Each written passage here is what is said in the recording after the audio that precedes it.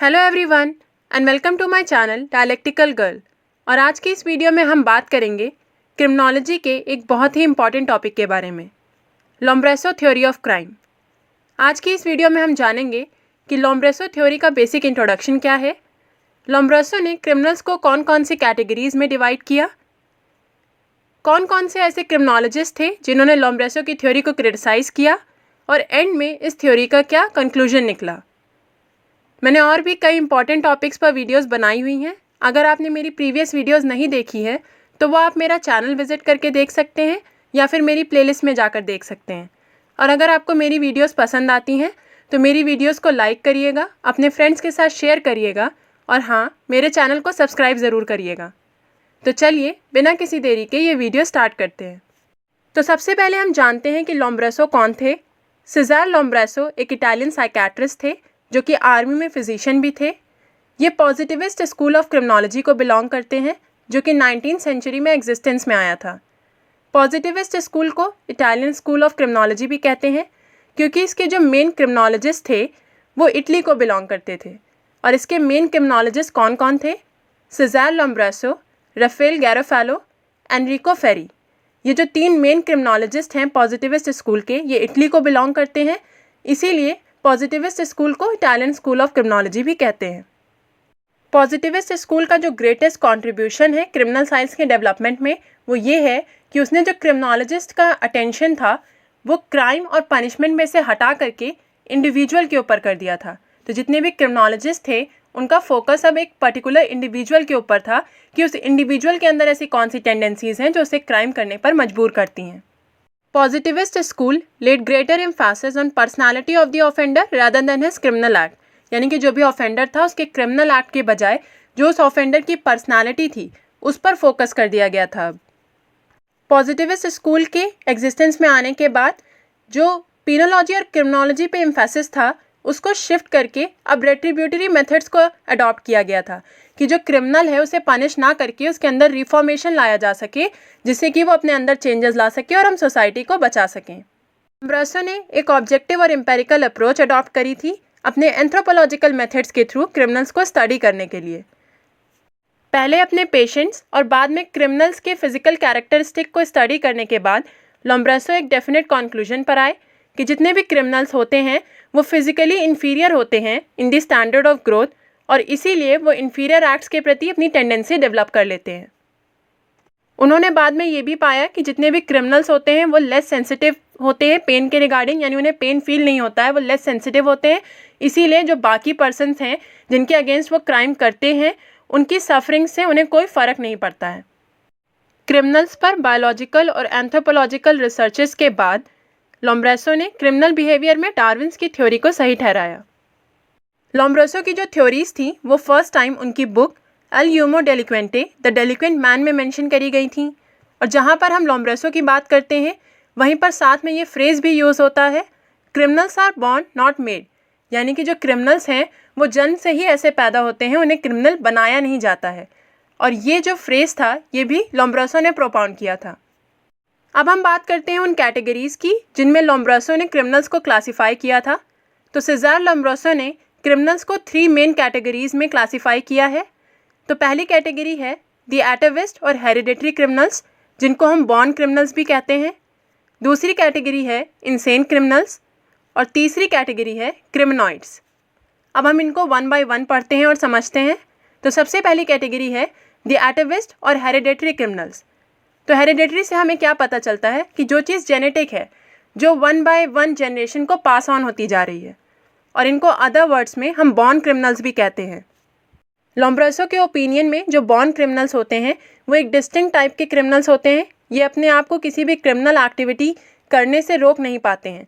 जितने भी इन्वायरमेंटल या सोशोलॉजिकल फैक्टर्स हैं वो कोई भी रोल प्ले नहीं करते हैं इनके क्रिमिनल एक्ट करने में, क्योंकि इनके अंदर टेंडेंसी ही ऐसी होती है कि ये क्राइम करेंगे ही करेंगे।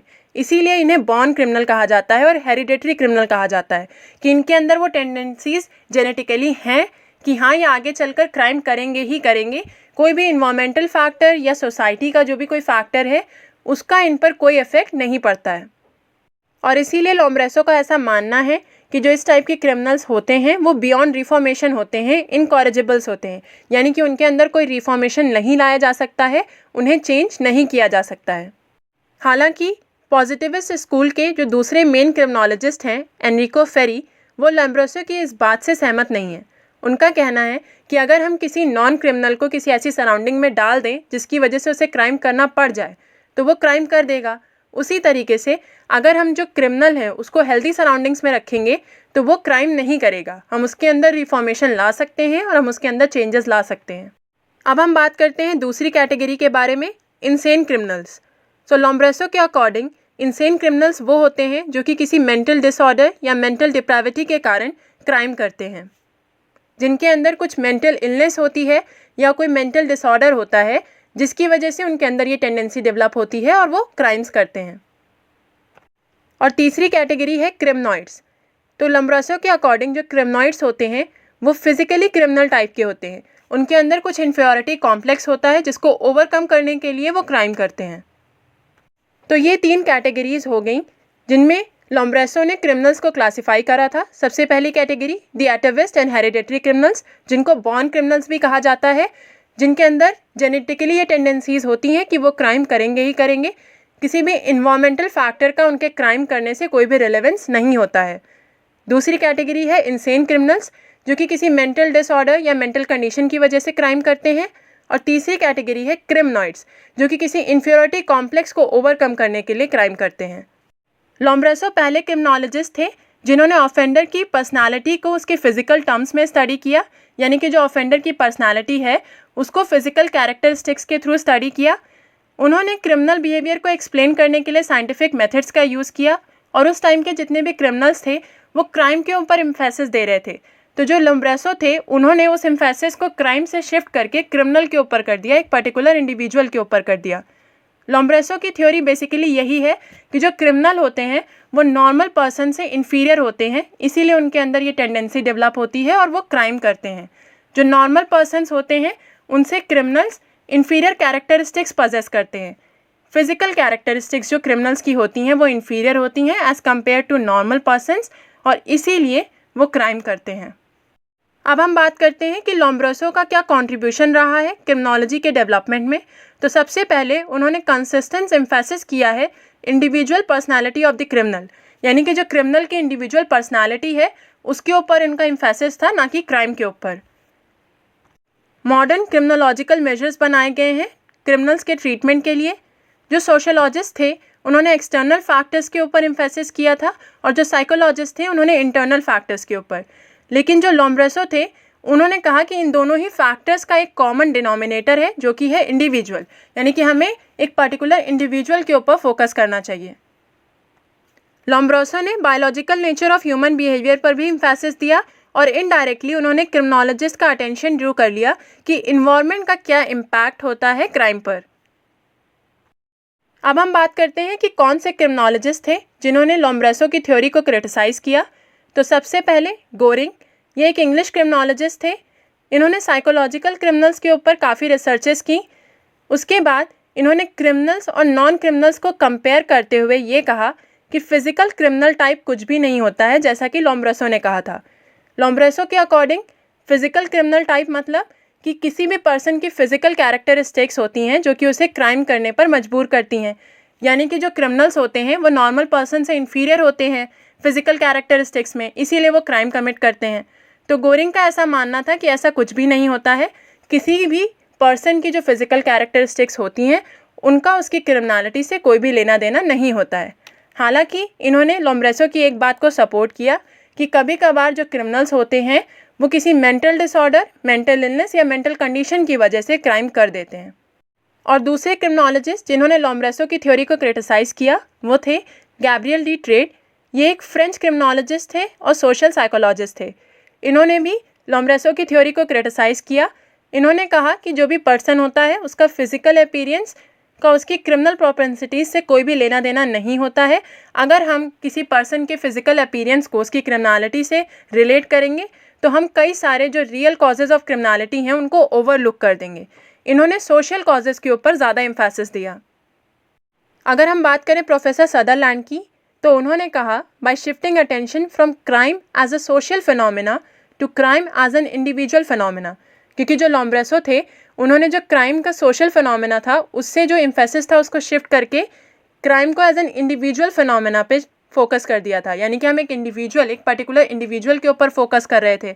तो ऐसा करने से जो उस टाइम पे क्रिमिनोलॉजी में डेवलपमेंट चल रहा था उसको 50 साल के लिए डिले कर दिया लोम्ब्रेसो ने, और एंड में उन्होंने अपना भी कोई कंट्रीब्यूशन एज सच नहीं दिया इस फील्ड को। अब हम बात करते हैं कि जो ओवरऑल लोम्ब्रेसो की थ्योरी थी उसका क्या कंक्लूजन निकला।